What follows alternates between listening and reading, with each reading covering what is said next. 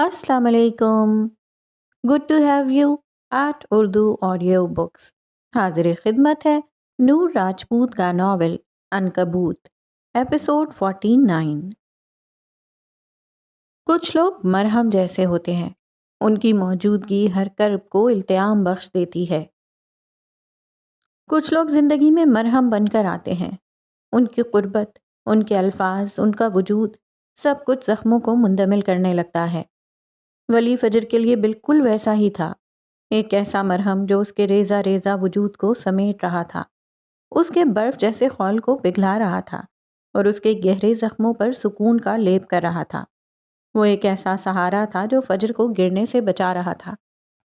उसने उसे रोने की हिम्मत दी और उसके अंदर एक नई जिंदगी की हलचल जगाई। जबकि फजर अब तक एक अजब कैफियत में मुब्तला थी, उसके अंदर एक गहरा तलातुम बरपा था। सदियों के जमे बर्फ की सिलें पिघल रही थीं। उसका दिल, जो मुद्दतों से एक बेहिस पत्थर बना हुआ था, अब एक पिघलते लावे की मानिंद धड़क रहा था। वो खुद को समझ नहीं पा रही थी। ये क्या था जो उसके वजूद में सरायत कर रहा था? ये कैसी कशिश थी जो उसे वली की जानिब खींच रही थी, जबकि उसका सारा वजूद उसके खिलाफ मज़ाहमत पर आमादा था। उसकी आंखों में नमी थी, मगर अब ये नमी सिर्फ दुख की नहीं थी, इसमें एक अजीब सी शीरीनी घुल चुकी थी। वो नो हग वाली लड़की थी, जिसने कभी किसी को अपने करीब आने की इजाज़त ना दी थी, मगर वली के लम्स ने उसके सारे उसूल पाश पाश कर दिए थे। उसके ज़ख्मों पर उसका लम्स मरहम बन गया था, मगर वो इस हकीकत को तस्लीम करने से गुरेज़ां थी। वो अपने अंदर उठने वाली इस नई हलचल से खौफज़दा थी। ये एक ऐसी धड़कन थी जो उसे दोबारा ज़िंदगी का एहसास दिला रही थी, एक ऐसी रोशनी जो उसके तारीक वजूद में झांकने लगी थी।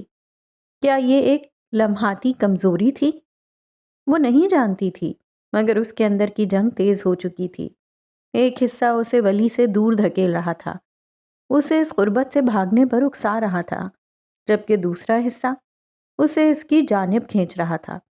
वो अपने टूटे हुए ज़ब्त, अपने बहते आंसुओं और अपने अंदर की इस नई हलचल पर हैरान थी। वो नहीं जानती थी कि इस कैफियत से कैसे निमटे। इसके तमाम तर दिफा, तमाम तर उसूल वली के एक लम्स और चंद लफ्ज़ों के सामने रेत की दीवार साबित हुए थे। उसके जाने के बाद एक गहरी सांस लेकर खुद को काबू करने की कोशिश की, मगर बेसूद। उसका चेहरा अभी तक सुर्ख भभूका था और वली की खुशबू अभी तक उसे अपने हिसार में लिए हुए थी। उसने अपना सर झटका, जैसे इन तमाम एहसासात से छुटकारा पाना चाहती हो। नजरें शेल्फ में रखी किताबों की जानिब उठी और उसने बेख्याली में दोस्तोयेव्स्की की एक किताब उठा ली। काउच पर बैठकर उसने वरक पलटे, मगर उसकी नज़रें महज लफ्ज़ गिन रही थीं। दिमाग पूरी तरह किचन से आती धीमी धीमी आवाज़ों की जानिब लगा हुआ था। चूल्हे पर किसी चीज़ के पकने की धीमी सी सरसराहट, बर्तनों के खड़खड़ाने की आवाज़ और कभी कभार वली के गुनगुनाने की मध्यम सी धुन।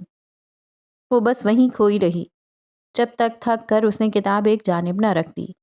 आज के तमाम वाक़यात ने उसे बुरी तरह थका दिया था। किचन से आती भूख बढ़ा देने वाली खुशबू ने उसकी थकन में मज़ीद इजाफा कर दिया। फ्रेश होने का इरादा करते हुए वो उठ खड़ी हुई, मगर उठते ही उसकी नज़र अपने पाँव की जानिब गई। हाई हील्स में उसके पाँव बुरी तरह दुख रहे थे। वो फिर से वहीं बैठ गई। उसने जूता उतारने की कोशिश की, मगर स्टेप खुल ही नहीं रही थी। इसी असना में वली नमूदार हुआ। बेगम, खाना तैयार है। उसकी आवाज़ पर फजर ने सर उठाकर उसे नहीं देखा। वली ये देख चुका था और धीरे से उसके करीब आया। बिना कुछ कहे वो पंजों के बल फजर के कदमों में बैठ गया।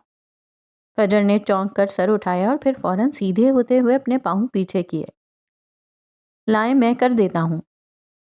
वली का लहजा संजीदा था। वो खुद भी फ्रेश हो चुका था और उसके माथे पर चंद गीले बाल चमक रहे थे। उसके मना करने के बावजूद वली ने बगैर किसी हिचकिचाहट के उसका पाँव पकड़ा और फिर स्ट्रैप खोलने लगा। फजर उसे ही देखती रह गई। उसके घने कत्थई बाल, साफ रंगत, वजी नकूश और भरपूर जिसामत, उसकी नज़रें वली के चेहरे पर मौजूद निशान पर टिक गईं। क्या होता अगर इसके चेहरे पर यह निशान ना होता? शायद वो दुनिया का हसीन तरीन मर्द कहलाया जाता, मगर ये निशान, ये चांद पर दाग था। کیسے آیا تھا؟ وہ گہری نظروں سے اسے دیکھتے ہوئے سوچ رہی تھی۔ ایک لمحے کو اس کے دل میں آیا کہ وہ اس نشان کو چھو کر دیکھے۔ کیا وہ اصلی تھا؟ کیا اسے اس زخم کے وقت تکلیف ہوئی تھی؟ ڈھیروں سوال تھے مگر وہ پوچھ نہیں سکتی تھی۔ وہ اس کے دوسرے پاؤں کا اسٹریپ کھول رہا تھا۔ جب دونوں پاؤں جوتوں کی قید سے آزاد ہوئے تو اس نے سر اٹھایا۔ فجر نے خود کو اسے تکتے پایا تو فوراً رخ موڑ لیا۔ اس کے لبوں پر ایک نرم سی مسکراہٹ ابھری۔ فریش ہو جائیں، میں انتظار کر رہا ہوں۔ وہ اٹھ کر چلا گیا۔ پھر فجر اپنے پیروں پر کھڑی ہوئی۔ ایک لمحے کے لیے تو اسے اپنے پیر محسوس ہی نہیں ہوئے۔ ہیلز پہنے رہنے کی وجہ سے وہ اکڑ گئے تھے۔ 15 منٹ بعد جب وہ باتھ روم سے نکلی تو وجود میں ایک ٹھنڈک اور سکون کا احساس تھا۔ شفاف چہرہ اور گیلی آستینیں لیے وہ ڈائننگ ہال کی جانب بڑھی، جہاں ایک نسبتاً چھوٹی سیاہ میز پر ولی کھانا لگا رہا تھا۔ ماحول نیم تاریک تھا اور اس تاریکی میں میز کے عین وسط میں رکھی الیکٹرک کینڈل کی مدھم زرد روشنی ایک عجیب سا سحر طاری کر رہی تھی۔ اس نے واقعی اسے ایک کینڈل لائٹ ڈنر بنا دیا تھا۔ فجر کے قدم ایک پل کو رکے، پھر وہ آگے بڑھ گئی۔ اس کے قریب پہنچنے پر ولی نے کرسی کھینچ کر اسے بیٹھنے کا اشارہ کیا۔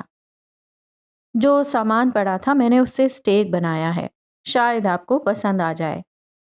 اس کی نظریں میز پر مرکوز تھیں، جیسے وہ جان بوجھ کر اسے دیکھنے سے گریز کر رہا ہو تاکہ وہ مزید انکمفرٹیبل محسوس نہ کرے۔ تمہیں کوکنگ آتی ہے؟ فجر نے کرسی پر بیٹھتے ہوئے حیرت سے پوچھا۔ اس کی آواز میں اب وہ پہلے جیسی تلخی نہیں تھی۔ پہلے تو انڈا ابالنا بھی نہیں آتا تھا، پھر نیل کے کیفے پر تھوڑا بہت سیکھ لیا، وہ مصروف سے انداز میں بتا رہا تھا۔ اس کے بیٹھنے پر اس نے کرسی کو میز کے قریب کیا۔ تھینک یو، وہ بس اتنا ہی کہہ پائی۔ اس کی یہ ساری توجہ، یہ احتیاط اسے مغلوب کر رہی تھی۔ ویلکم بیگم۔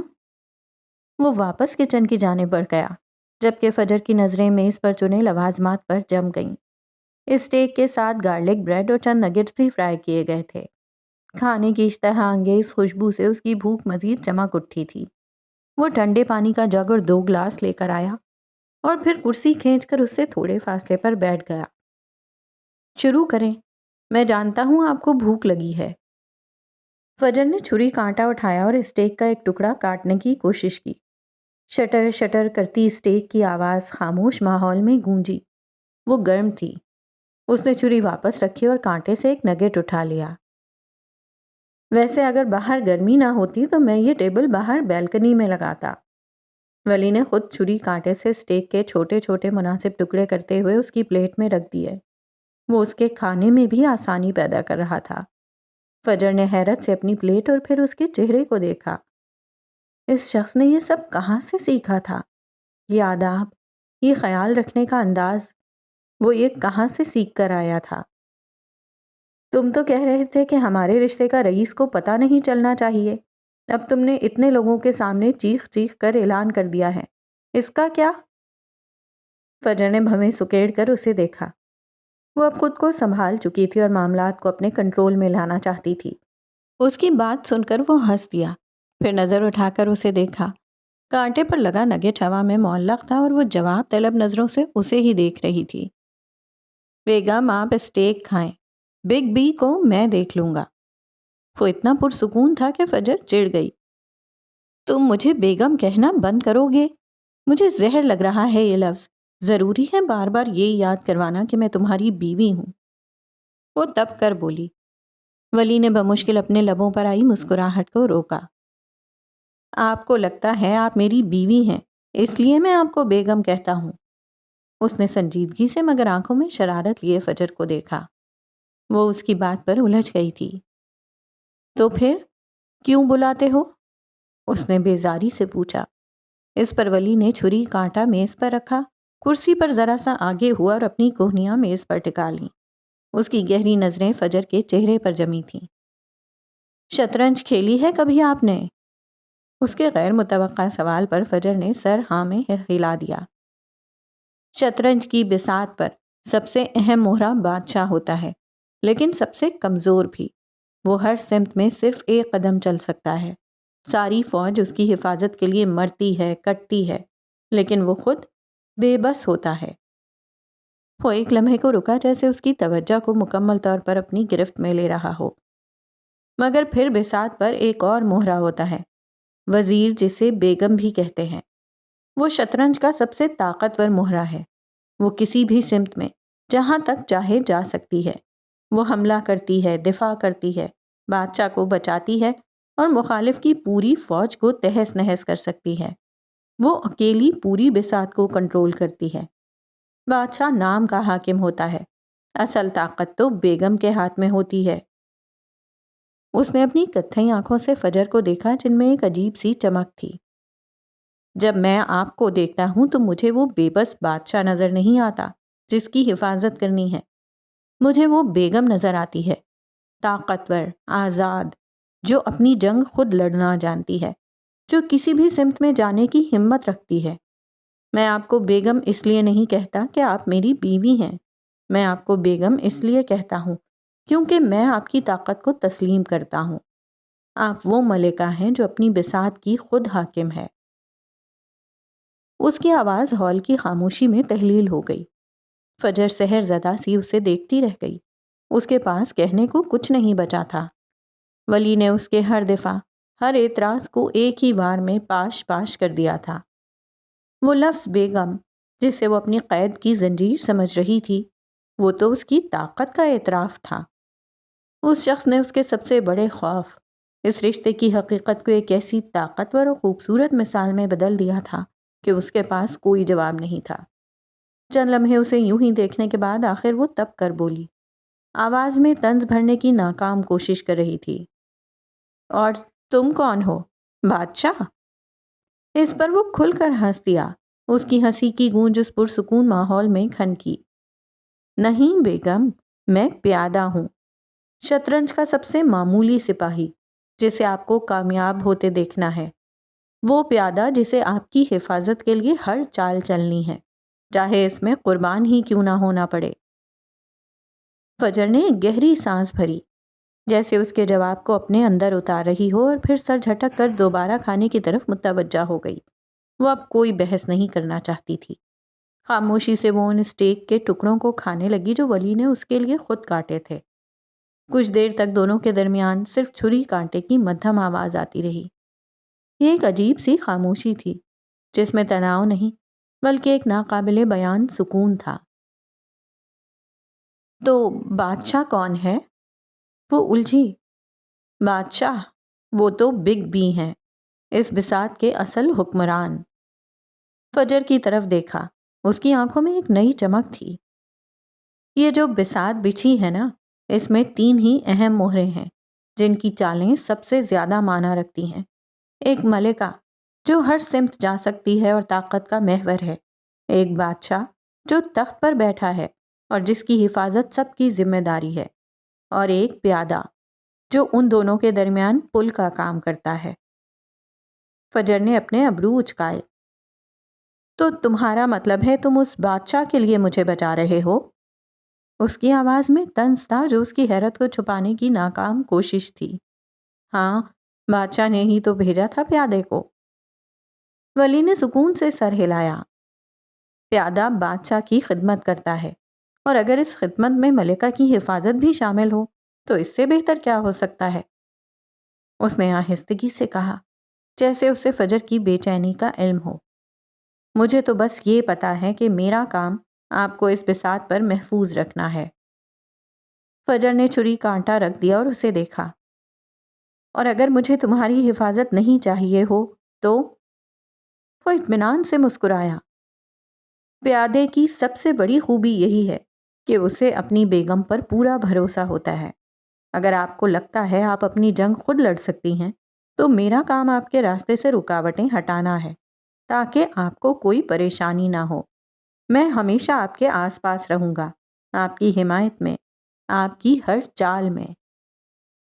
وہ اسے دیکھتی رہی۔ ولی نے اپنی بات جاری رکھی، اور بگ بی، وہ تو خوش ہوں گے کہ ان کی بساط پر ایک مضبوط ملکہ اور ایک وفادار پیادہ موجود ہے۔ فجر نے گہرا سانس لیا۔ اس کے ذہن میں نئے خیالات ابھر رہے تھے۔ یہ تعلق، یہ الفاظ، یہ سب کچھ اس کے لیے نیا اور حیران کن تھا۔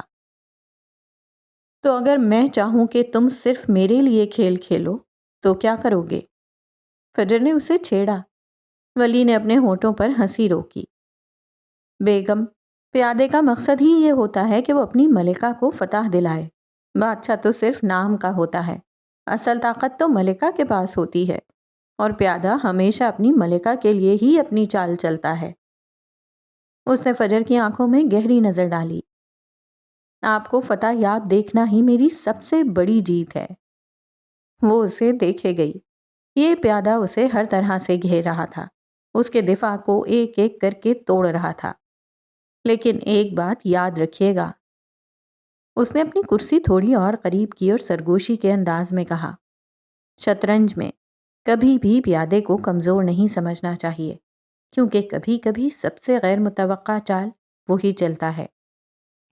یہ محض ایک کھیل نہیں تھا، یہ ان کی دنیا تھی، جہاں ولی خود کو ایک معمولی پیادہ کہہ کر بھی سب سے بڑا کھلاڑی ثابت کر رہا تھا۔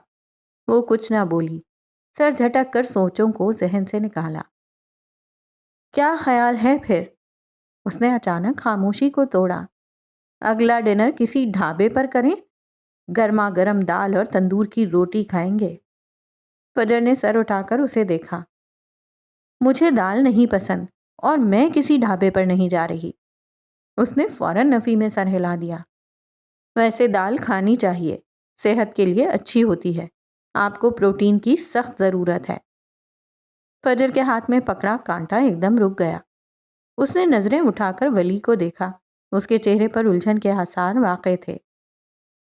تمہیں کیسے پتا مجھے پروٹین کی ضرورت ہے؟ اس سوال پر اس کے چہرے پر ایک شرارتی سی مسکراہٹ پھیل گئی۔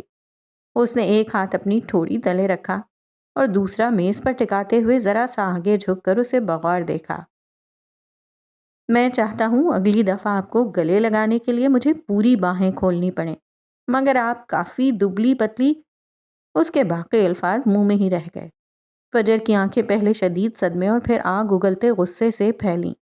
اس کا چہرہ لمحوں میں سرخ پڑ گیا اور اس نے ہاتھ میں پکڑا کانٹا پوری قوت سے ولی کے میز پر رکھے ہاتھ کی پشت پر گھسا دیا۔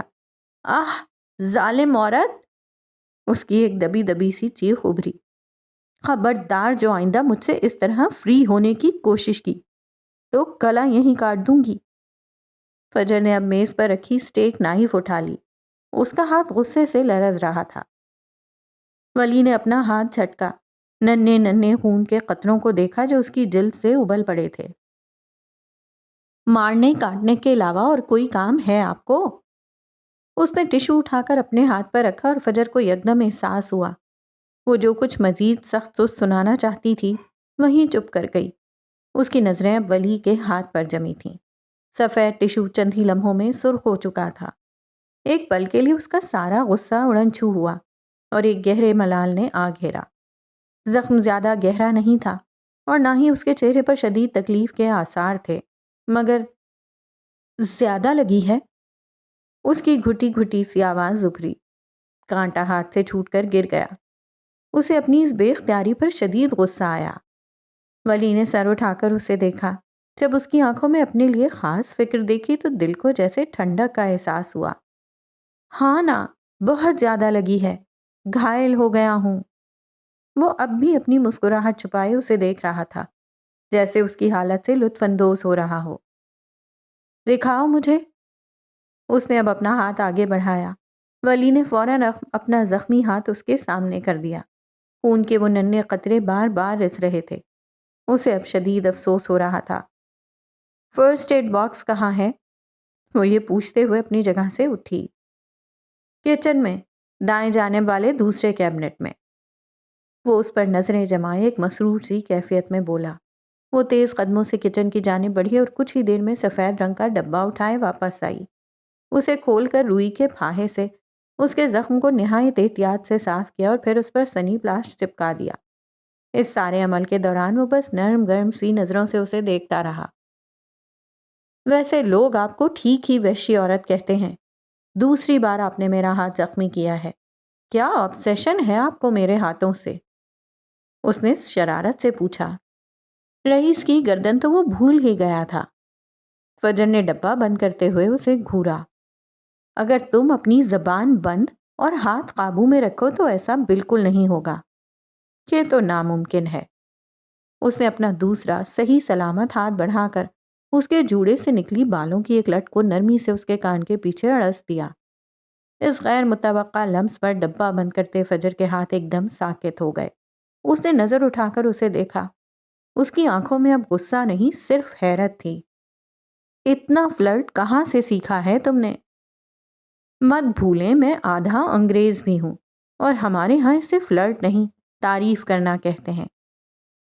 وہ اس کی بات سن کر تعصب سے سر ہلاتی ہوئی ڈبہ اٹھا کر واپس کچن کی جانب بڑھ گئی۔ بے شرم انگریز۔ اس کی دھیمی سی بڑبڑاہٹ سن کر ولی بے اختیار ہنس دیا۔ اس نے اپنے زخمی ہاتھ کو دیکھا جس پر سنی پلاسٹ لگا تھا۔ ایک مسکراہٹ اس کے لبوں پر پھیل گئی۔ وہ واقعی پاگل عورت تھی، پہلے زخم دیتی تھی، پھر خود ہی مرہم لگاتی تھی۔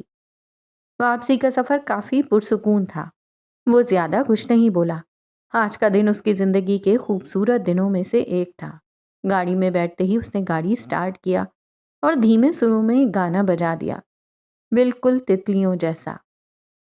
زمیں کو آسماں بناؤں، ستاروں سے سجاؤں، اگر تم کہو۔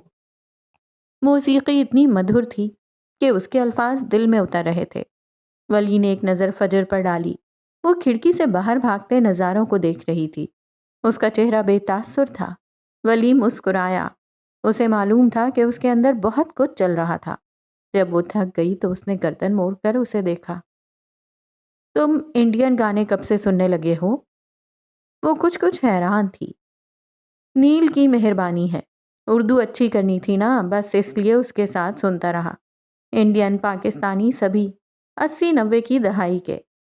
اس نے ہلکے سے گنگنانا شروع کر دیا۔ میں تتلیوں کے پیچھے بھاگوں، میں جگنوؤں کے پیچھے جاؤں۔ اسے اسکاٹش اردو میں گنگناتا دیکھ کر وہ بمشکل ہنسی ضبط کر پائی۔ گاڑی ترنم ہاؤس کے سامنے آ کر رکی تو اس نے میوزک بند کر دیا۔ اس سے پہلے کہ وہ باہر نکلتی بالآخر اس نے پوچھ ہی لیا، ڈنر کیسا رہا؟ بہت برا، فجر نے بیگ اٹھاتے ہوئے کہا۔ ولی نے گاڑی لاک کر دی اور اس کی طرف مڑ کر دیکھا۔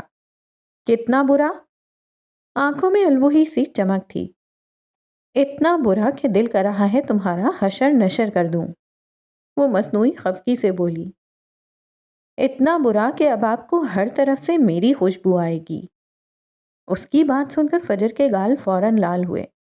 لاک کھولو ورنہ سچ میں ہاتھ کاٹ دوں گی، اس نے ولی کے جملے کا اثر زائل کرنے کے لیے غصے سے کہا۔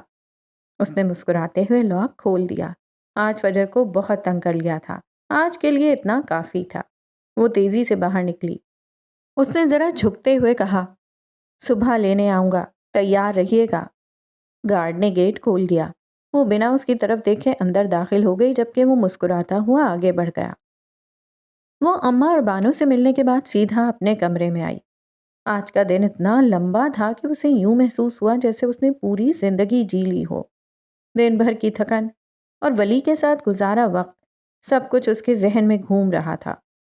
جہاں تکلیف ملی تھی وہیں اس نے مرہم رکھ دیے تھے۔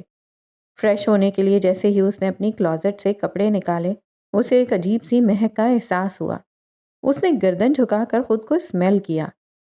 یہ ولی کی خوشبو تھی جو اس کے لباس سے آ رہی تھی۔ اس نے اپنی تمام تر مہنگی خوشبوئیں اس خوشبو کے سامنے دم توڑ جاتی تھیں۔ وہ ٹھیک کہہ رہا تھا، یہ آدمی مجھے پاگل کرے گا۔ وہ مزید کچھ نہیں سونا چاہتی تھی، اس لیے اسے جلد از جلد فریش ہونا تھا۔ رئیس گروپ کے ہیڈ آفس کی وسیع و عریض کئی کنالوں پر پھیلی ہوئی پچھلی حدود پر وقت جیسے تھم سا گیا تھا۔ یہاں کی خاموشی کو صرف تیز ہوا کی سائیں سائیں اور گھاس سے ٹکرانے کی سرسراہٹ توڑ رہی تھی۔ روزہ چند منتخب سیکیورٹی گارڈز کے ساتھ کھڑی تھی۔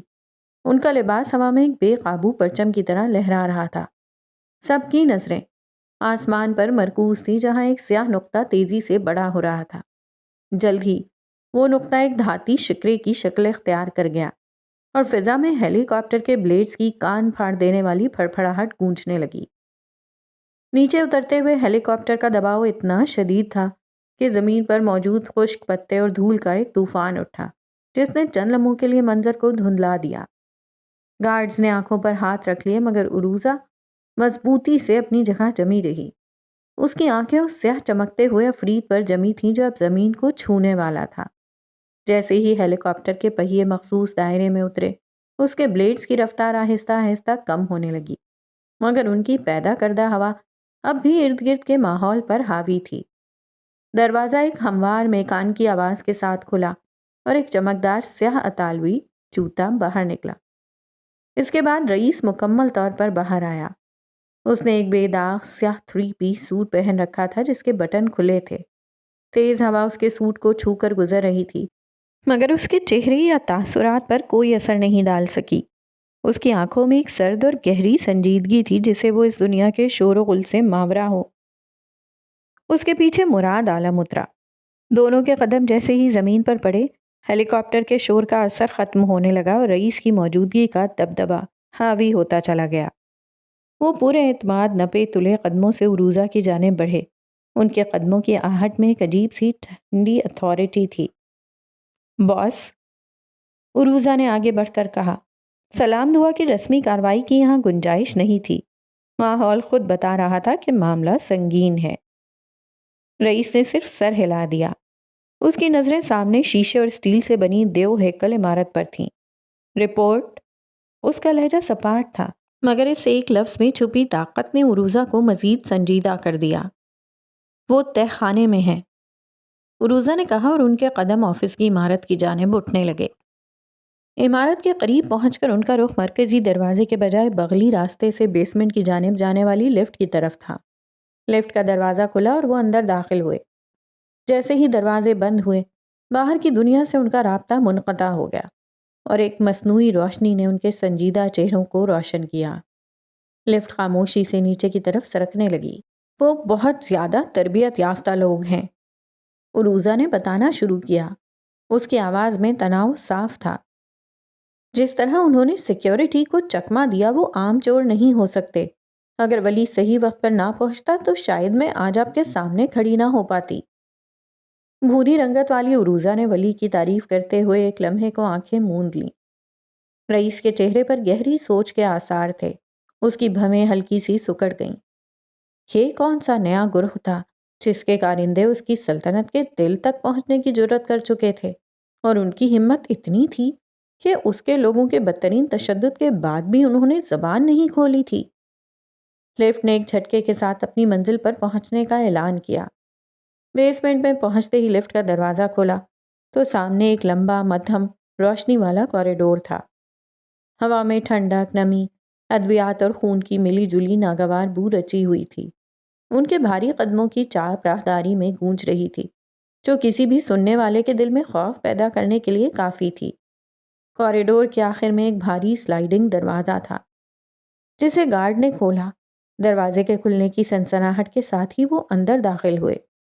سامنے کا منظر کسی ڈراؤنے خواب کا حصہ لگتا تھا۔ کمرے کے بیچ میں 2 بھاری کرسیوں سے 2 آدمی مضبوط آہنی زنجیروں میں جکڑے ہوئے تھے۔ ان کے کپڑے پھٹے ہوئے اور جسم جگہ جگہ سے لہو لہان تھا۔ تشدد کے نشانات ان کے چہرے اور بازوؤں پر واضح تھے، مگر ان کی آنکھوں میں تکلیف سے زیادہ کچھ اور تھا۔ بھاری قدموں کی چاپ سن کر انہوں نے آہستہ آہستہ اپنی سوجی ہوئی آنکھیں کھولیں۔ سامنے رئیس اپنے پورے قد کے ساتھ کھڑا تھا۔ اس کا سایہ دیوار پر ایک دیو کی مانند پڑ رہا تھا۔ اسے دیکھتے ہی قیدی کے لہو لہان چہرے پر ایک عجیب طنزیہ مسکراہٹ ابھری۔ رئیس اورنگزیب، ایک نے تھوک نکلتے ہوئے زخمی لہجے میں کہا۔ اس کی آواز میں درد تھا مگر خوف نہیں۔ رئیس نے کوئی جواب نہیں دیا، بس اپنی سرد نگاہیں ان پر گاڑ دیں۔ میں آ گیا ہوں، آخرکار وہ بولا۔ اس کا لہجہ اتنا سپاٹ اور سرد تھا جیسے کسی مشین سے نکلا ہو۔ دونوں قیدیوں کے چہروں پر ایک عجیب سی فاتحانہ چمک ابھری، جیسے وہ اسی لمحے کا انتظار کر رہے تھے۔ آ گئے ہو تو کان کھول کر سن لو۔ دوسرا قیدی ہنسا۔ اس کی ہنسی میں کھنکھناہٹ اور تکلیف شامل تھی۔ تمہاری الٹی گنتی شروع ہو چکی ہے۔ رئیس کے چہرے پر پہلی بار کوئی تاثر ابھرا۔ یہ خوف یا غصہ نہیں، بلکہ رعونت بھری مسکراہٹ تھی۔ اچھا، جاری رکھو۔ تمہاری یہ سلطنت، یہ غرور، یہ طاقت کا نشہ، سب کچھ بہت جلد خاک میں ملنے والا ہے۔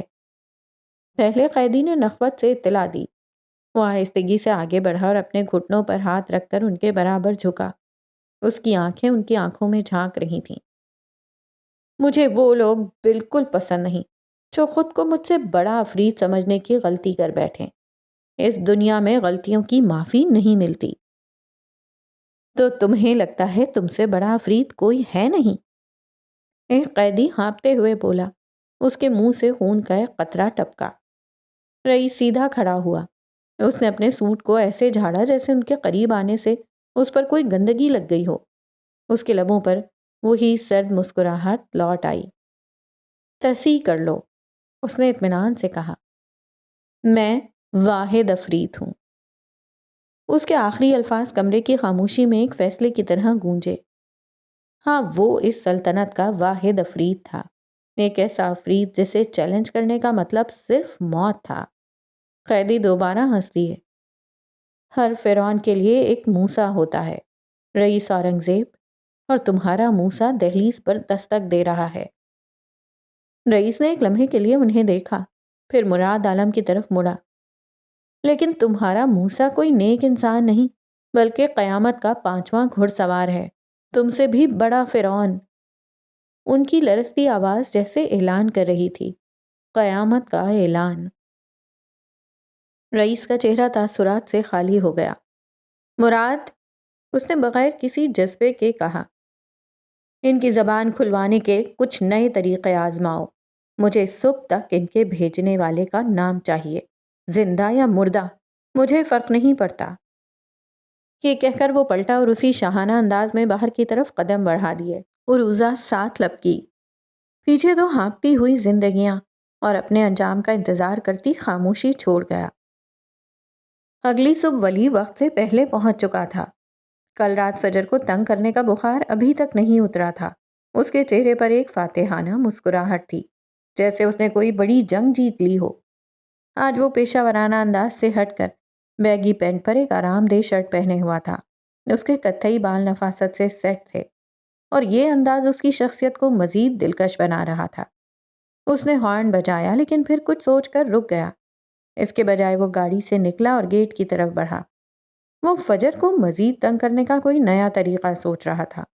جیسے ہی وہ گیٹ کے قریب پہنچا، فجر باہر نکلتی دکھائی دی۔ آج وہ بالکل سادہ حلیے میں تھی، گھٹنوں تک آتا کھلا ہلکا زرد رنگ کرتا اور اسی رنگ کا ٹراؤزر۔ بال آج ڈھیلے سے ایک رومال میں بندھے تھے۔ اس نے آرام دہ لوفرز پہنے ہوئے تھے۔ اسکارف گردن کے گرد لپٹا ہوا تھا جو اسے ایک معصومانہ سا روپ دے رہا تھا۔ آج وہ باس کم اور ایک اسٹوڈنٹ زیادہ لگ رہی تھی۔ ایک لمحے کو وہ اسے دیکھ کر ٹھٹک گیا۔ کیا کہنا تھا سب بھول گیا، وہ بس مارننگ ہی کہہ پایا۔ فجر نے سر ہلایا اور گاڑی میں بیٹھ گئی۔ ولی نے گاڑی سٹارٹ کی اور وہ دونوں خاموشی سے آگے بڑھنے لگے۔ فجر اپنے فون میں مصروف ہو گئی، جیسے وہ دنیا و ما فیہا سے بے خبر ہو۔ وہ بار بار اسے چوری چھپے دیکھتا رہا۔ اسے فجر کا یہ سادہ حلیہ بہت زیادہ پسند آیا تھا۔ اس کے ہر روپ میں ایک نیا سحر تھا جو ولی کو اپنی جانب کھینچ لیتا تھا۔ اس کے دل میں ایک عجیب سی چہل پہل ہو رہی تھی۔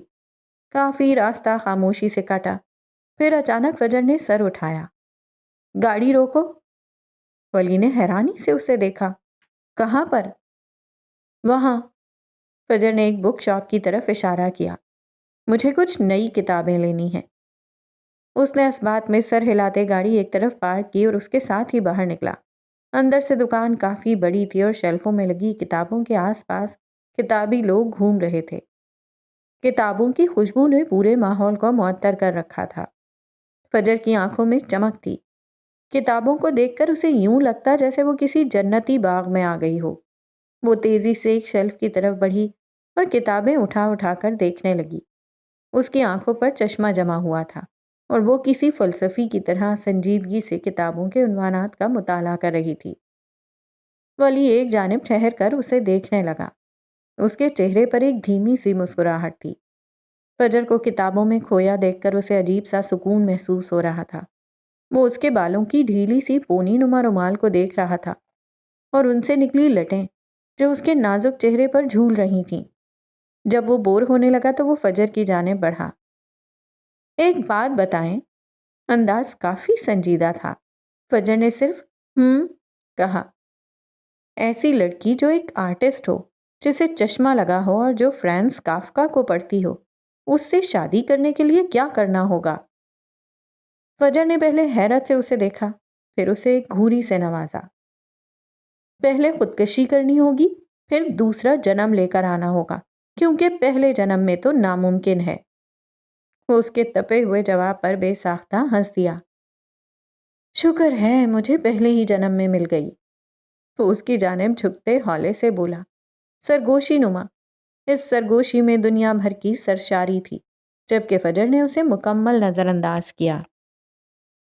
ساری کتابیں ایک ساتھ لیں گی؟ ڈھیر ساری کتابیں دیکھ کر وہ پھر سے بولا، بار بار آنے کا ٹائم نہیں ملتا۔ پہلے سوچا تھا لائبریری بناؤں گی، پر اب تو کتاب پڑھنے کا ٹائم بھی مشکل سے ہی ملتا ہے۔ وہ کافی سنجیدگی سے کہہ رہی تھی۔ ولی نے پہلے اسے دیکھا، پھر اس کی کتابوں کو۔ بیگم ماں بس کتابیں پڑھیں، لائبریری میں بنوا دوں گا۔ وہ کسی قدر سنجیدگی سے بولا، جیسے وہ یہ کام فوراً کرنے والا ہو۔ اس کی تمام کتابیں اٹھائیں اور کاؤنٹر کی طرف بڑھ گیا۔ البتہ اس کے چہرے پر ایک دھیمی سی مسکراہٹ تھی، جو اس کے دل کے اندر کے احساسات کو ظاہر کر رہی تھی، جبکہ فجر گہری سانس لے کر رہ گئی۔ جیسے ہی وہ دونوں گاڑی سے اتر کر آفس کی مرکزی عمارت کی جانب بڑھے، فجر نے محسوس کیا جیسے فضا میں کچھ بدل گیا تھا۔ ہمیشہ کی طرح چہل پہل تو تھی، مگر آج ہر چہرہ ایک خاص تجسس اور حیرت سے بھرا نظر آ رہا تھا۔ وہ لوگ جو عام طور پر اسے ایک سنجیدہ اور بے حد مصروف میڈم کے طور پر جانتے تھے، آج ان کی آنکھوں میں کچھ اور ہی کہانی تھی۔ جیسے ہی وہ مرکزی دروازے سے اندر داخل ہوئے، انہیں محسوس ہوا جیسے تمام نظریں ان پر جم گئی ہوں۔ لابی میں کھڑے لوگ، کوریڈور سے گزرتے ملازمین، اور یہاں تک کہ استقبالیہ پر موجود عملہ بھی انہیں ایک عجیب حیرت اور تجسس سے دیکھ رہا تھا۔ سرگوشیاں ہلکی تھیں لیکن موجود تھیں۔ یہ کل رات کے واقعے کی وجہ سے تھا۔ کسی نے ان کی ویڈیو سوشل میڈیا پر ڈال دی تھی، جو ریسٹورانٹ کی سائبر سیکیورٹی فورسز سے درخواست کے بعد ریموو کر دی گئی تھی، مگر لوگ پھر بھی دیکھ چکے تھے۔ اس نے ولی کی جانب دیکھا۔ وہ مکمل طور پر پر اعتماد اور بے پرواہ نظر آ رہا تھا۔ اس کے چہرے پر وہی سکون اور سنجیدگی تھی جو اس کا آفس میں خاصا تھی۔ وہ بے نیاز انداز میں چلتا رہا، جیسے اسے ان بدلتی نظروں سے کوئی فرق نہیں پڑتا تھا۔ مگر فجر کے دل کی دھڑکن تیز ہوتی جا رہی تھی۔ وہ جانتی تھی کہ یہ سب کس وجہ سے تھا۔ رات کے واقعے کی خبر یقیناً جنگل کی آگ کی طرح پھیل چکی تھی۔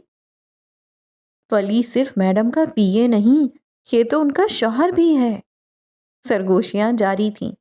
اسے محسوس ہوا کہ وہ سب کی نظروں میں اپنے ولی کے ساتھ کھڑی فجر تھی، ایک ایسی فجر جو نہ صرف ایک اعلیٰ عہدے پر فائز تھی، بلکہ اب اس کی ذاتی زندگی بھی لوگوں کے لیے ایک موضوع بن چکی تھی۔ جبکہ ولی ہمیشہ کی طرح پرسکون انداز میں فجر کے پیچھے چلتا رہا۔ جیسے ہی انہوں نے زینے چڑھنا شروع کیے، انہوں نے دیکھا کہ ان کے فلور پر بھی لوگ عجیب نظروں سے انہیں دیکھ رہے تھے۔ ان کے آفس کے فلور پر خاموشی کچھ زیادہ ہی گہری تھی۔ لوگ نظریں جھکانے کی کوشش کر رہے تھے، لیکن ان کی آنکھیں بار بار اٹھ کر انہیں دیکھ رہی تھیں۔ یہ صرف ایک تجسس نہیں تھا، بلکہ ایک نئی قسم کا احترام بھی تھا۔ ولی کا کل کا عمل لوگوں کے ذہنوں پر گہرا نقش چھوڑ چکا تھا۔ فجر اپنے کیبن کی طرف بڑھی اور ولی اس کے پیچھے خاموشی سے چلتا رہا۔ ان کے کیبن میں داخل ہوتے ہی لابی میں پھیلی ہوئی سرگوشیوں کا شور بھی آہستہ آہستہ بلند ہونے لگا۔ فجر نے کیبن کا دروازہ بند کیا اور ایک لمبی سانس لی۔ اس کا دل ابھی تک بے ترتیب دھڑک رہا تھا۔ وہ جانتی تھی کہ یہ صرف آج کی بات نہیں تھی، اب ان کے تعلق کی نوعیت بدل چکی تھی، اور آفس میں ان کی حیثیت بھی اس سے متاثر ہوگی۔ ولی نے اس کی طرف دیکھا۔ اس کے چہرے پر دبی ہوئی مسکراہٹ تھی۔ لگتا ہے خبر پھیل چکی ہے، اس نے نرم لہجے میں کہا، جیسے یہ کوئی عام بات ہو۔ فجر نے اسے گھور کر دیکھا۔ یہ کوئی مذاق نہیں ہے، اب ہر کوئی ہمیں مختلف نظروں سے دیکھے گا۔ ولی نے اس کی بات کاٹتے ہوئے پرسکون لہجے میں کہا، آپ اپنا کاروبار دیکھیں، نظریں میں سنبھال لوں گا۔ اس کی آواز میں ایک ایسا پر اعتماد لہجہ تھا جو فجر کو مزید الجھا گیا۔ وہ جانتا تھا کہ اس نے جو کچھ بھی کیا وہ اپنی بیوی کے لیے کیا تھا، اور اس میں اسے کوئی شرمندگی نہیں تھی۔ وہ بیگ پٹکتے ہوئے کرسی پر گرنے والے انداز میں بیٹھی۔ تم نے یہ سب جان بوجھ کر کیا؟ وہ اب اسے گھور رہی تھی جو پرسکون تھا۔ نہیں، یک لفظی جواب آیا۔ وہ یقین کرنے کی کوشش کرنے لگی لیکن ہیزل آنکھوں میں شک تھا۔ خیر، ابھی آپ چائے پئیں، میں بگ بی سے ملنے جا رہا ہوں۔ وہ اپنے دورے سے واپس آ گئے ہیں اور یقیناً اسی سلسلے میں مجھے طلب کیا گیا ہے۔ اس نے گھڑی پر نظر ڈالتے سنجیدگی سے کہا، اور پھر ایک نظر فجر کو دیکھا جو کچھ نہ بولی، صرف اسے دیکھتی رہی۔ وہ دروازے کی جانب بڑھا اور پھر رک گیا، پلٹ کر اسے دیکھا۔ دعا کیجیے گا انہیں مطمئن کر پاؤں، ورنہ آپ آج سے اصل بیوہ بن کر گھومیں گی۔ Shut up! وہ تڑپی۔ Okay, take care. وہ مسکرا کر باہر نکل گیا جبکہ وہ جل تپ کر رہ گئی تھی۔ رئیس کا دفتر اس وقت کسی قلعے کی مانند لگ رہا تھا جہاں خاموشی اور طاقت ایک ساتھ حکمرانی کرتے نظر آ رہے تھے۔ شیشے کی اونچی دیواروں سے شہر کا وسیع منظر دکھائی دیتا تھا، مگر اس وقت کمرے میں موجود 4 افراد کی توجہ کا مرکز وہ شہر نہیں تھا۔ فضا میں ایک عجیب سی کشیدگی تھی، اتنی گہری کہ اسے چھوا جا سکتا تھا۔ رئیس اپنی مخصوص شاہانہ کرسی پر براجمان تھا اور اس کے عقب میں کھڑی عروضہ کے ہاتھ میں پکڑے ٹیبلٹ پر کل رات کی ویڈیو بے آواز چل رہی تھی۔ اسکرین پر وہ لمحہ بار بار آ رہا تھا جب ولی نے فجر کے چہرے کو اپنے ہاتھوں کے پیالے میں تھام رکھا تھا۔ یہ ایک ایسا منظر تھا جس میں اپنائیت بھی تھی اور سرعام ایک اعلان بھی۔ رئیس نے ایک طویل گہری نظر ویڈیو پر ڈالی اور پھر اپنی نگاہیں سامنے بیٹھے ولی پر جما دیں۔ ولی کے ساتھ والی کرسی پر مراد عالم بیٹھا تھا۔ اس کے چہرے پر سنجیدگی اور تفکر کے ملے جلے تاثرات تھے، لیکن ولی وہ حد درجہ پرسکون اور بے تاثر تھا۔ اس کے چہرے پر نہ کوئی خوف تھا نہ پشیمانی۔ ایسا لگتا تھا جیسے وہ کسی دوست سے ملنے آیا ہو، نہ کہ اپنے افرید جیسے ماموں کے سامنے ایک سنگین وضاحت پیش کرنے۔ رئیس کی سوالیہ نگاہیں گویا اس کے وجود کو چیر کر اندر جھانکنا چاہتی تھیں۔ آخرکار اس نے ہی خاموشی توڑی۔ اس کی آواز میں وہی ٹھہراؤ تھا جو اس کی شخصیت کا خاصہ تھا۔ اب انہوں نے بدتمیزی کی تھی تو مجھے یہ کرنا پڑا، اس نے نہایت سادگی سے کہا۔ اگر میں انہیں سب کے سامنے اپنی بیوی تسلیم نہ کرتا تو وہ عورت کبھی اپنی حرکت پر معذرت نہ کرتی، اور جو فجر کا دل دکھا تھا اس کا مداوع نہ ہو پاتا۔ وہ اس قدر اطمینان سے بول رہا تھا کہ ایک لمحے کے لیے رئیس کو بھی حیرت ہوئی۔ اس نے کرسی سے ٹیک لگائی، اس کی انگلیوں نے میز کے کنارے کو تھپ تھپانا شروع کر دیا۔ اس کی آنکھوں میں سوچ کی گہری پرچھائیاں ابھر آئیں۔ وہ اپنے ذہین بھانجے کو جانچ رہا تھا جو ہر مشکل صورتحال کو اپنے حق میں موڑنے کا فن جانتا تھا، اور کل رات بھی اس نے یہی کیا تھا۔ اور اس نے تمہیں اس حرکت پر کچھ نہیں کہا؟ اس بار رئیس کی بھویں تن گئیں۔ اس کے لہجے میں اب بھی شک کی ہلکی سی لکیر تھی۔ ولی کے لبوں پر ایک لمحے کے لیے مسکراہٹ آئی اور فوراً غائب ہو گئی۔ اس نے ایک اداکاری سے بھرپور آہ بھری۔ اتنی اچھی نہیں ہے وہ جو مجھے بخش دیں گی، یہ دیکھیں ان کی جارحیت کا ثبوت۔ اس نے اپنا ہاتھ آگے بڑھایا جس کی پشت پر ایک چھوٹا سا سنی پلاسٹ چپکا ہوا تھا۔ اس نے احتیاط سے پلاسٹ اتارا اور نیچے موجود زخم دکھایا۔ کانٹا گھسا دیا میرے ہاتھ میں۔ وہ کس قدر معصومیت اور بیچارگی سے بولا کہ رئیس کے تنے ہوئے اعصاب فوراً ڈھیلے پڑ گئے۔ ایک گہری سانس اس کے سینے سے خارج ہوئی۔ اس نے صرف اس بات میں سر ہلایا، گویا اس نے ولی کی منطق اور اس کے نتیجے کو قبول کر لیا تھا۔ عقب میں کھڑی عروضہ کی نظریں اب بھی ولی پر جمی تھیں۔ پتہ نہیں کیوں، مگر اس کے اندر کچھ کھٹک رہا تھا۔ ولی کا یوں فجر کو سرے عام اپنی بیوی کہنا، اس کے لیے فکر مند ہونا، یہ سب اسے صرف ایک ڈرامے سے کہیں زیادہ لگ رہا تھا۔ اسے اس پرسکون چہرے کے پیچھے چھپے اصلی محرکات نظر نہیں آ رہے تھے، اور یہی بات اسے بے چین کر رہی تھی۔ وہ کچھ دیر مزید رسمی گفتگو کے بعد اٹھ کھڑا ہوا۔ مجھے ابھی نکلنا ہوگا، آج کچھ ضروری کام ہے۔ اب وہ مکمل طور پر ریلیکس تھا۔ وہ جانتا تھا کہ اس نے ایک محاذ سر کر لیا تھا۔ البتہ بادشاہ اور بیگم کے بیچ وہ واقعی ایک گھن چکر بن چکا تھا۔ جیسے ہی وہ دروازے سے باہر نکلا، عروزہ بھی خاموشی سے اس کے پیچھے ہو لی۔ ان کے جاتے ہی دفتر کی خاموشی مزید گہری ہو گئی۔ مراد نے کرسی پر پہلو بدلا اور سنجیدگی سے رئیس کو دیکھا۔ اس کی آنکھوں میں وہ سوال تھا جو وہ ولی کے سامنے نہیں پوچھ سکتا تھا۔ کیا لگتا ہے، ولی پر اس قدر اندھا بھروسہ کرنا ٹھیک رہے گا؟ رئیس نے اپنی کرسی گھمائی اور شیشے کے پار پھیلے شہر کو دیکھنے لگا۔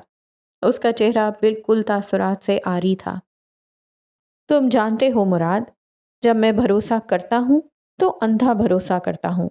وہ مجھے جیت چکا ہے۔ وہ ایک لمحے کے لیے رکا۔ دفتر میں مکمل سکوت طاری تھا۔ میں اسے ہرٹ نہیں کرنا چاہتا، لیکن اس نے اپنی بات ادھوری چھوڑ کر ایک لمبا سانس لیا۔ اگر اس نے دھوکہ دیا تو پھر میرے پاس اس کے لیے ایک سرپرائز ہے۔ اس کا چہرہ نہایت سرد اور سپاٹ تھا۔ اس کے لہجے میں برف کی سی ٹھنڈک تھی جس نے مراد کے اندر تک کپ کپی طاری کر دی۔ اس ایک پل مراد عالم نے دل کی گہرائیوں سے دعا کی کہ ولی کبھی اپنے رئیس کو دھوکہ دینے کی غلطی نہ کرے۔ وہ دونوں ایک دوسرے سے جس طرح جڑ چکے تھے، اس کے بعد بچھڑنا یا دھوکہ دینا کسی ایک کی نہیں بلکہ دونوں کی تباہی کا باعث بنتا۔ اور رئیس کا سرپرائز یقیناً کوئی خوشگوار تحفہ نہیں ہو سکتا تھا۔ روحی کے کمرے میں سورج کی کرنیں پردوں سے چھن کر فرش پر رقص کر رہی تھیں اور کمرے میں ایک مدھم اطمینان بخش روشنی پھیلی ہوئی تھی۔ دیواروں پر لگی مکڑیوں کی تصاویر اور کتابوں کے ڈھیر اس بات کی گواہی دے رہے تھے کہ یہ ایک ایسی لڑکی کا ٹھکانہ تھا جو اپنی ہی خیالی دائرے میں خوش رہتی تھی۔ ہوا میں ہلکی سی پھولوں کی خوشبو پھیلی ہوئی تھی، بستر کے قریب رکھے تازہ گلابوں کی وجہ سے جو مسٹر حسین کل لائے تھے۔ روحی بستر پر بیٹھی اسکیچ بک پر اٹھی ترچھی لائنیں لگا رہی تھی۔ کمرے کا ماحول پرسکون تھا اور پھر جلد ہی یہ سکون ٹوٹ گیا۔ کیسی ہو روحی بیبی؟ صفدر کی گونجدار چہکتی ہوئی آواز کمرے میں گونجی۔ وہ دروازے سے اندر داخل ہوا۔ اس کے بال نفاست سے سیٹ تھے اور اس کے چہرے پر صبح کی تازہ مسکراہٹ تھی۔ وہ نک سک سا آفس جانے کے لیے تیار تھا۔ مجھے بیبی مت بلائیں، اس نے چڑھ کر کہا، لیکن اس اسکیچ بک سے نظریں نہیں اٹھائیں۔ صفدر کے چہرے پر حیرت کا تاثر ابھرا۔ اچھا، کیوں؟ اس نے پوچھا جیسے اس کی بات سمجھنے سے قاصر ہو۔ وہ آہستہ آہستہ بیڈ کی طرف بڑھا اور اس کے سرہانے کھڑا ہو کر اس کا اسکیچ دیکھنے لگا۔ روحی نے ایک لمبی سانس لی اور اپنے ماتھے پر بل ڈالے۔ میں 15 سال کی ہوں، بیبی نہیں ہوں، اس نے مصنوعی خفگی سے کہا اور اپنی نظریں اسکیچ پر جمائے رکھیں۔ اس کے لہجے میں ایسی معصومیت تھی کہ صفدر ہنس پڑا۔ اس کی ہنسی کمرے میں گونجی جس میں صبح کی تراوٹ اور شرارت کا امتزاج تھا۔ چلو ٹھیک ہے مس 15 سالہ روحی۔ صفدر نے مسکراتے ہوئے اس کے سر پر ہاتھ رکھا۔ میں آفس جا رہا تھا، سوچا تم سے ملتا چلوں۔ وہ مڑ کر واپس پلٹنے لگا۔ اس کے قدموں میں ہلکی سی تیزی آ گئی تھی، جیسے وہ وقت ضائع نہیں کرنا چاہتا تھا، پہلے ہی دیر ہو چکی تھی۔ آپ اور فجر آپی کے درمیان کیا چل رہا ہے؟ روحی کی آواز نے اسے روک لیا۔ اس کے لہجے میں اچانک سنجیدگی آ گئی تھی جو اس کی عمر سے کہیں زیادہ گہری لگ رہی تھی۔ وہ اب اسے دیکھ رہی تھی۔ صفدر حیران ہو کر پلٹا۔ اس کی مسکراہٹ دھیرے دھیرے مٹ گئی۔ روحی سے اسے اس سوال کی توقع نہیں تھی۔ اس نے اپنی بھویں اوپر کی، جیسے وہ اس بات پر یقین نہیں کر پا رہا تھا کہ اس کی روحی نے یہ سوال پوچھا تھا۔ کیا مطلب؟ اس کے لہجے میں حیرت کے ساتھ ساتھ تھوڑی سی جھنجھلاہٹ بھی تھی۔ آپ اس سے ناراض ہیں یا وہ آپ سے ناراض ہے؟ روحی نے اپنا سر تھوڑا سا جھکایا۔ اس کی سیاہ مایوس آنکھیں اب صفدر پر جمی ہوئی تھیں۔ میں نے انہیں ای میل بھیجی تھی، انہوں نے جواب نہیں دیا۔ وہ آپ کی منگنی پر نہیں آئیں گی۔ اس کی آواز میں ایک دبی ہوئی تشویش تھی، جیسے کوئی قیمتی چیز ہاتھ سے نکلی جا رہی ہو۔ صفدر واپس آیا، روحی کے بیڈ کے پائتانے پر بیٹھ گیا۔ اس نے روحی کو غور سے دیکھا، جیسے وہ اس کے چہرے پر جواب تلاش کر رہا ہو۔ اس کے اندر ایک لمحے کے لیے ہلچل مچی، لیکن اس نے اسے دبا دیا۔ میں اس سے ناراض نہیں ہوں۔ آج آفس میں سب کو انویٹیشن دینا ہے، فجر کو بھی دوں گا، اس نے پرسکون لہجے میں کہا۔ اسے یقین دلانے کی کوشش کر رہا تھا۔ اس کی آواز میں ایک غیر ارادی نرمی تھی، شاید روحی کی پریشانی دیکھ کر۔ وہ آئیں گی؟ روحی نے آس سے پوچھا۔ اس کی آنکھوں میں امید کی چمک تھی، جیسے اسے کسی معجزے کا انتظار ہو۔ آنا تو پڑے گا۔ صفدر پھیکا سا ہنس دیا۔ اس کے چہرے پر ایک تلخ مسکراہٹ پھیلی۔ اسے اندر سے کوئی خاص آثار نظر نہیں آ رہے تھے کہ فجر آئے گی، لیکن وہ روحی کے سامنے یہ بات ظاہر نہیں کرنا چاہتا تھا۔ آپ انہیں بہن مانتے ہیں نا؟ پلیز انہیں دھوکہ مت دیجیے گا۔ روحی کی اگلی بات نے صفدر کے پیروں تلے سے زمین کھینچ لی۔ اس کے چہرے کا رنگ فق ہو گیا، جیسے کسی نے اس پر ٹھنڈا پانی ڈال دیا ہو۔ وہ حیرت سے اپنی 15 سالہ بہن کو دیکھ رہا تھا، جو اس سے تقریباً 11.5 سال چھوٹی تھی۔ یہ اس عمر کی لڑکی کی بات نہیں لگ رہی تھی۔ اس کی آنکھوں میں ایک ایسی گہرائی تھی جو صفدر کو پریشان کر گئی تھی۔ میں ایسا کیوں کروں گا؟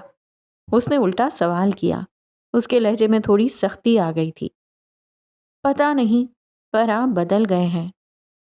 روحی نے اپنی بات جاری رکھی۔ اس کی آواز میں ایک خوشگوار آہٹ تھی۔ آپ اب ان کی بات نہیں کرتے اور آپ پریشان رہتے ہیں۔ اتنے سالوں میں پہلی بار ان سے لڑائی کی۔ تمہیں یہ سب نہیں سوچنا چاہیے۔ صفدر نے اس کی بات کاٹ دی۔ اس کے لہجے میں اب واضح جھنجھلاہٹ تھی۔ وہ اٹھ کر کھڑا ہو گیا۔ یہ آفیشل معاملہ ہے۔ پر وہ میری آئیڈیل ہیں۔ روحی ڈٹی رہی۔ اس کی آواز میں مضبوطی تھی۔ وہ اپنی بات پر اڑ گئی تھی۔ تمہیں وہی ملی تھی آئیڈیل بنانے کے لیے؟ اس بات پر صفدر چڑ گیا۔ اس کے چہرے پر ایک عجیب سی خفگی تھی۔ آپ کو بھی تو وہی ملی تھیں بزنس کرنے کے لیے؟ روحی کے پاس ہر سوال کا جواب تھا۔ اس کی تیز دماغی صفدر کو حیران کر رہی تھی۔ وہ روحی سے جیت نہیں سکتا تھا اور اسے یہ بات اچھی طرح معلوم ہو چکی تھی۔ اوکے دادی اماں۔ اس نے اپنے ہاتھ روحی کے سامنے جوڑے۔ اس کے چہرے پر ایک بے بسی سی چھا گئی تھی۔ میں آج اس سے معافی مانگ لوں گا۔ وہ منگنی میں ضرور آئے گی، ٹھیک ہے؟ یہ سنتے ہی روحی کا چہرہ کھل اٹھا۔ تھوڑی دیر پہلے والی پریشانی دور جا سوئی اور اس کی آنکھوں میں وہی چمک لوٹ آئی جو اس کی عمر کے مطابق تھی۔ اسے ہنستا دیکھ کر صفدر بھی ہنس دیا۔ تم بہت بڑی ڈرامے باز ہو، اس نے سر ہلا کر کہا۔ اس کے چہرے پر ہلکی سی مسکراہٹ تھی۔ آخر فین کس کی ہوں؟ روحی کی آنکھوں میں چمک ہی چمک تھی۔ اس کے چہرے پر ایک فاتحانہ مسکراہٹ پھیل گئی۔ صبح کے 11 بجے تھے اور فجر کے آفس میں ایک منظم سی خاموشی تھی جو اس کے کام میں مکمل انہماک کو ظاہر کر رہی تھی۔ وہ اپنی کرسی پر بیٹھی کمپیوٹر اسکرین پر نظریں جمائے تیزی سے کی بورڈ پر انگلیاں چلا رہی تھی۔ اس کے ماتھے پر ہلکا سا بل پڑا ہوا تھا جو اس کی سوچ میں گمشدگی کا اشارہ دے رہا تھا۔ آج اسے ایمپائر مال کا دورہ کرنا تھا، جہاں ایک نئی اسٹور کی اوپننگ تھی۔ ہر چیز کا جائزہ لینا تھا اور یہ ایک بڑا چیلنج تھا۔ یکا یک دروازہ آہٹ کے ساتھ کھلا اور ایک شناسا آواز سنائی دی۔ میں آ جاؤں؟ فجر نے سر اٹھایا۔ اس کی نگاہیں دروازے پر پڑیں جہاں صفدر کھڑا تھا۔ وہ نک سک سا تیار تھا۔ اس کے بالوں میں جیل لگا ہوا تھا اور اس نے ایک صاف ستھرا استری شدہ کوٹ پہن رکھا تھا۔ اس کے ہاتھ میں ایک خوبصورت سجی ہوئی باسکٹ تھی جس میں کچھ چاکلیٹس اور تحائف نظر آ رہے تھے۔ فجر اسے دیکھ کر پہلے تو حیران ہوئی، پھر ایک لمحے کی خاموشی کے بعد اس نے سر ہلا کر اندر آنے کی اجازت دی۔ اس کے چہرے پر کوئی خاص تاثر نہیں تھا، جیسے وہ اپنی حیرت کو چھپا رہی ہو۔ صفدر اندر آیا۔ اس کے قدموں میں ہلکی سی تھکاوٹ اور ایک دبی ہوئی بے چینی تھی۔ اس نے ایک عجیب سی مسکراہٹ کے ساتھ فجر کی طرف دیکھا۔ کیسی ہو ڈائن؟ آج وہ کافی دنوں بعد پہلے جیسا نظر آ رہا تھا۔ اس کے لہجے میں وہی پرانی شرارت اور اپنائیت تھی۔ فجر کی بھویں سکڑ گئیں۔ یہ ایک ایسی عادت تھی جب وہ کسی صورتحال پر ششو پنج میں ہوتی تھی۔ اس نے بس ہلکا سا مسکرا دیا۔ اس کے ہونٹ بمشکل حرکت کر پائے۔ صفدر نے باسکٹ میز پر رکھ دی جو اب زیادہ واضح ہو چکی تھی۔ اس میں چاکلیٹس اور دیگر چیزوں کے ساتھ ایک چمکدار انویٹیشن کارڈ بھی رکھا تھا جس پر صفدر کی منگنی کی تاریخ درج تھی۔ پرسوں۔ وہ کرسی کھینچ کر اس کے سامنے بیٹھ گیا۔ اس کی آنکھیں فجر کے چہرے پر تھیں۔ کیسا چل رہا ہے کام؟ اس نے پوچھا۔ اس کی آواز میں وہی بے تکلفی تھی جو کبھی ان کے رشتے کی پہچان ہوا کرتی تھی۔ ٹھیک ہے، فجر نے بمشکل اتنا ہی کہا۔ ایک بار جو شخص اس سے روڈ ہو جاتا تھا اسے دوبارہ نارمل دیکھ کر وہ کبھی نارمل نہیں رہ پاتی تھی۔ اس بار بھی اس کے پاس کہنے کو کچھ نہیں تھا، جیسے اس کے سارے الفاظ کسی گہری کھائی میں گر گئے ہوں۔ تم نے روحی کی ای میل کا جواب نہیں دیا؟ اس نے اپنی بات کا آغاز کیا۔ اس کے چہرے پر ہلکی سی فکر مندی تھی۔ وہ یہاں آنے کو ترس رہی ہے، مگر اس نے بات ادھوری چھوڑ دی، جیسے وہ خود الفاظ نہیں ڈھونڈ پا رہا تھا۔ فجر بس اسے دیکھ کر رہ گئی۔ اس کی نگاہوں میں ایک دبی ہوئی اداسی تھی۔ وہ اس کی بات سمجھ چکی تھی۔ تم آ رہی ہو نا؟ صفدر نے باسکٹ فجر کی جانب کھسکائی۔ اس کی آنکھوں میں امید کی ایک مدھم سی کرن چمک رہی تھی۔ پتہ نہیں، فجر نے ٹھنڈے اور بے تاثر لہجے میں جواب دیا۔ اس کی آواز میں کوئی جذبہ نہیں تھا۔ صفدر کے چہرے کا رنگ بدل گیا۔ اس کی امید کی کرن بجھ سی گئی۔ وہ کچھ دیر نظریں باسکٹ پر جمائے بیٹھا رہا۔ اس کی آنکھوں میں گہری سوچ تھی، جیسے وہ کسی مشکل کو حل کرنے کی کوشش کر رہا ہو۔ فجر نے مزید کچھ نہیں کہا۔ اس نے اپنی نظریں دوبارہ کمپیوٹر اسکرین پر جما لیں۔ صفدر کو اب اپنا آپ یہاں اضافی لگ رہا تھا۔ وہ جانتا تھا فجر کے لیے تعلقات ایک بار بگڑ جائیں تو انہیں سنوارنا بہت مشکل تھا۔ وہ اس کی انا اور مضبوط اصولوں سے واقف تھا۔ آئی ایم سوری، بالآخر وہ بول پڑا۔ اس کے چہرے پر ندامت تھی۔ اس کی آواز میں ایک دبی ہوئی شرمندگی تھی۔ میں کچھ زیادہ ہی روڈ ہو گیا تھا، کچھ پریشان تھا اور اٹس اوکے۔ فجر نے اس کی بات کاٹ دی۔ اس کے لہجے میں بے حسی تھی۔ اسے صفائیاں لینا اور دینا پسند نہیں تھا۔ براہ راست صفدر کی آنکھوں میں دیکھا اور اس کے چہرے پر کوئی تاثر نہیں تھا۔ صفدر نے اسے دیکھ کر سر ہلایا، جیسے اس کی بات مان لی ہو۔ وہ میں نے ریسٹورانٹ والی ویڈیو دیکھی تھی، کیا وہ سچ ہے جو تمہارے پی اے نے کہا؟ وہ اب نارمل انداز میں پوچھ رہا تھا، جیسے وہ اس موضوع پر بات کرنا چاہتا ہو۔ اٹس پرسنل صفدر، وہ سپاٹ چہرہ لیے بولی۔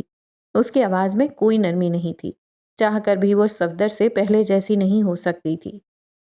صفدر کے چہرے پر ایک سایہ سا لہرایا، جیسے کوئی کڑوی حقیقت اس پر عیاں ہو چکی ہو۔ وہ اس بات میں سر ہلاتا اٹھ کھڑا ہوا۔ ایمپائر مال والی آفر قبول کر کے تم نے اچھا کیا۔ وہ پھیکا سا مسکرایا۔ اس کی ہنسی میں کوئی خوشی نہیں تھی۔ پھر وہ پلٹ گیا۔ اس کے قدم دروازے کی طرف بڑھنے لگے۔ ابھی وہ دروازے کے قریب پہنچا ہی تھا جب فجر کی آواز سنائی دی۔ میں نہیں آؤں گی۔ صفدر کے قدم ساکت ہوئے۔ اس کا دل ڈوب کر ابھرا، جیسے کسی نے اس پر بھاری پتھر رکھ دیا ہو۔ اس نے تھوک نگل کر گلا تر کیا۔ وقت ایک لمحے کے لیے تھم سا گیا، پھر پلٹ کر اسے دیکھا۔ فجر اپنی کرسی پر بیٹھی پوری سنجیدگی سے اسے دیکھ رہی تھی۔ اس کے چہرے پر کسی قسم کی ہچکچاہٹ نہیں تھی۔ انہیں دھوکہ مت دینا صفدر بھیا۔ روحی کے الفاظ اس کی سماعت سے ٹکرائے اور اس کے ذہن میں گونجنے لگے۔ وہ کئی لمحے فجر کو دیکھتا رہا۔ اس کی آنکھوں میں ایک دکھ اور بے بسی تھی۔ یہ وہ لڑکی تھی جسے وہ پورے دل سے بہن مانتا تھا، مگر وہ آگے کچھ سوچ نہیں پایا۔ پھر وہ اس بات میں سر ہلا کر بنا کچھ کہے کمرے سے باہر نکل گیا۔ دروازہ ہلکی سی آہٹ کے ساتھ بند ہو گیا۔ صفدر کے جاتے ہی فجر نے اپنا رکا ہوا سانس بحال کیا۔ اس کے اندر کہیں کچھ ٹوٹا تھا، ایک نازک شیشہ جو بکھر گیا تھا، لیکن یہی حقیقت تھی۔ اس کے دل میں ایک عجیب سی گھٹن تھی، ایک کڑواہٹ جو اس کے حلق میں اٹک گئی تھی۔ وہ جانتی تھی کہ وہ تعلقات ٹھیک کرنے میں اتنی ہی ماہر ہوتی تو آج اماں اس کی بہترین دوست ہوتی۔ اس کی زندگی کے تجربات نے اسے سکھایا تھا کہ کچھ زخم ایسے ہوتے ہیں جو کبھی نہیں بھرتے، کچھ تعلقات ایسے ہوتے ہیں جو ایک بار بگڑ جائیں تو انہیں سنوارنا بہت مشکل ہوتا ہے۔ صفدر کا یہاں آنا، اس کی معافی، اس کی کوششیں، سب کچھ اسے بے معنی لگ رہا تھا، بلکہ اسے افسوس ہو رہا تھا۔ وہ یہ سب نہیں چاہتی تھی۔ وہ جانتی تھی وہ چاہ کر بھی تعلق ٹھیک نہیں کر پائے گی۔ وہ اپنے جذبات کو الفاظ میں بیان نہیں کر سکتی تھی، لیکن اس کا دل بھاری تھا۔ جو اسے ہرٹ کرتا تھا وہ اسے ہرٹ کرتی تھی، مگر وہ صفدر کو ہرٹ نہیں کرنا چاہتی تھی۔ وہ اسے اب صرف بزنس پارٹنر لگتا تھا اور یہ تعلق وہ اچھے سے نبھا سکتی تھی، مگر پچھلے مہینوں میں جو کچھ ہوا تھا، صفدر نے اس کے اور فلک کے پروپوزل کو جس طرح ٹھکرایا تھا اور پھر جیسے اس نے بعد میں رویہ رکھا تھا، وہ سب بدلا نہیں جا سکتا تھا۔ جب وہ سب بدل نہیں سکتا تھا پھر اس کا دل کیسے بدل جاتا؟ فلک اپنے کمرے کے لاؤنج میں تھی۔ اس کے گھونگھریالے شہد رنگ کے بال شانوں پر بکھرے تھے اور چند لٹیں چہرے پر آ رہی تھیں۔ وہ ایک آرام دہ قمیض اور پاجامے میں تھی۔ گلے میں دوپٹہ بے پرواہی سے ڈالا ہوا تھا۔ گود میں رکھے لیپ ٹاپ پر وہ اپنے تخلیقی پروجیکٹ میں گم تھی۔ اسکرین پر کہانیاں اور کردار رقص کر رہے تھے، اس کے ذہن کی گہرائیوں سے نکل کر الفاظ کا روپ دھار رہے تھے۔ اس کے سامنے میز پر ایک خوبصورت فیری ٹی کپ رکھا تھا، جس کی سطح پر ایک نازک سا پھول چمک رہا تھا، ساتھ ہی کچھ کٹے ہوئے سیب کے قطلے بھی پڑے تھے۔ اس کی آنکھوں میں ایک چمک تھی جو تخلیقی جنون کی آئینہ دار تھی۔ جب وہ اپنے کام کے بالکل آخری حصے پر تھی، زینے سے فخر کے قدموں کی آواز ابھری۔ اس نے فلک کو دیکھا جو اپنے ہی قول میں گم تھی، اور اس کے اندر کا بڑا بھائی جاگ اٹھا۔ اسے تنگ کرنے کی حس اس پر غالب آ چکی تھی۔ کیا کر رہی ہو جھاڑیوں کی دکان؟ وہ اس کے گھونگھریالے بالوں پر محبت بھری چوٹ کرتے ہوئے بڑبڑایا۔ میز پر رکھی پلیٹ سے سیب کا ایک ٹکڑا اٹھایا اور منہ میں ڈالتے ہوئے سامنے والے صوفے پر آرام سے بیٹھ گیا۔ پروجیکٹ پر کام کر رہی ہوں، اس نے اسکرین سے سر اٹھائے بغیر جواب دیا۔ اس کی آواز میں ہلکی سی بیزاری تھی۔ اپنی زندگی تمہاری دکھوں سے بھری پڑی ہے اور تم لوگوں کے دکھ لکھ رہی ہو، اس نے طنز سے کہا۔ کتابیں پڑھنے والوں کا دکھ ہم لکھنے والوں سے کہیں زیادہ ہوتا ہے، اس نے گہری سانس لیتے بتایا۔ اس کی نظریں اب بھی اسکرین پر گڑی تھیں، جہاں ایک کردار اپنے خوابوں کی تکمیل کی جانب بڑھ رہا تھا۔ تبھی فخر کی نظر میز پر پڑے ایک چمکتے ہوئے کارڈ پر پڑی۔ اس نے بے اختیار اسے اٹھا لیا۔ یہ صفدر کی منگنی کا کارڈ تھا۔ پل بھر کو وہ ٹھٹکا، اس کی آنکھوں میں سوچ کی پرچھائی ابھری۔ یہ کہاں سے آیا؟ اس نے قدرے دھیمی آواز میں پوچھا۔ چہرے پر تفکر کے آثار نمایاں تھے۔ آفس سے ملا ہے، اس نے مصروف سے انداز میں جواب دیا، اب بھی اسکرین سے نگاہیں ہٹائے بغیر۔ فخر چند لمحے اسے دیکھتا رہا اور پھر کارڈ کو۔ تم جاؤ گی؟ اس بار اس کے لہجے میں دھیما پن تھا، ایک سوال تھا جو شاید وہ خود سے بھی کر رہا تھا۔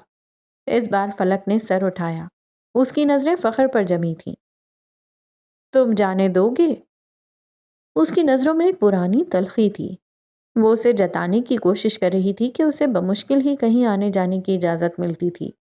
فخر نے گہری سانس لی، اسے فلک کی بات سمجھ آ رہی تھی۔ ہاں، اگر تم جانا چاہو تو میں تمہیں چھوڑ آؤں گا۔ اس کا یہ جواب فلک کے لیے حیرت کا جھٹکا تھا۔ فخر اتنی آسانی سے مان جائے گا، اسے یقین نہ آیا۔ نہیں، رہنے دیں، کیا پتا وہاں میں کسی کو پسند آ جاؤں، کچھ ایسا ویسا ہو جائے اور عالمگیر خاندان رسوا ہو جائے۔ اس نے گہری چوٹ کی، اس کے لہجے میں طنز اور غصے کا امتزاج تھا۔ فخر بلبلایا، اس کا چہرہ سرخ ہو گیا، لیکن اس نے کچھ کہا نہیں۔ وہ دوبارہ اپنے کام کی طرف متوجہ ہو چکی تھی۔ ایسی کوئی بات نہیں ہے، اس نے بمشکل اپنے غصے کو قابو کرتے ہوئے کہا۔ ایسی ہی بات ہے، سالوں پہلے پھپھو کو بے دخل کر دیا گیا، پتہ نہیں وہ زندہ بھی ہیں یا نہیں۔ میں نہیں چاہتی میرا حال بھی وہی ہو۔ اس کے لہجے میں اب تلخی تھی۔ فخر کے تاثرات بگڑ گئے۔ پھپھو کا یہاں کیا ذکر؟ جن سے تم ملی نہیں ہو، جنہیں کبھی دیکھا نہیں ہے، وہ تمہیں اتنی عزیز کیوں ہیں؟ وہ اس بار تڑپ اٹھا۔ پورا بچپن اور پھر لڑکپن میں نے دادی اماں سے صرف ان کی باتیں سنتے گزارا ہے۔ وہ ان کے لیے جیسے تڑپتی تھیں، روتی تھیں، وہ صرف میں نے دیکھا ہے، اس لیے مجھے وہ انہی کی طرح عزیز ہیں۔ وہ انہیں دیکھنے کی چاہ لیے مر گئیں، لیکن کسی مرد کو ان پر ترس نہ آیا۔ اس نے اپنی بات واضح کی، لہجے میں حد درجہ کڑواہٹ تھی۔ فخر نے چند لمحے اسے دیکھا اور پھر اٹھ کھڑا ہوا۔ میں بشارت بھائی، ابا جی اور دا جی جیسا نہیں ہوں، تمہیں جانا ہو تو بتا دینا، میں چھوڑ آؤں گا۔ وہ اطلاع دیتے ہوئے باہر کی جانب بڑھا۔ میری پارٹنر نہیں جا رہی تو میں بھی نہیں جاؤں گی۔ فلک کی آواز نے دروازے تک اس کا پیچھا کیا۔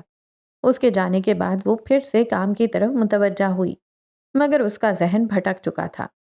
فخر کے الفاظ اور پھپھو کا ذکر اس کے خیالات پر چھا گیا تھا۔